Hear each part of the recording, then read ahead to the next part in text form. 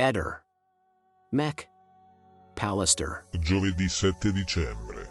Oggi è Sant'Ambrogio. La frase del giorno è: ricorda che niente è scontato, niente è dovuto. L'affetto va conquistato, poi conservato, protetto e custodito, altrimenti muore. Accadde oggi, 7 dicembre 1732, apertura della Royal Opera House al Covent Garden di Londra. Lo sapevi?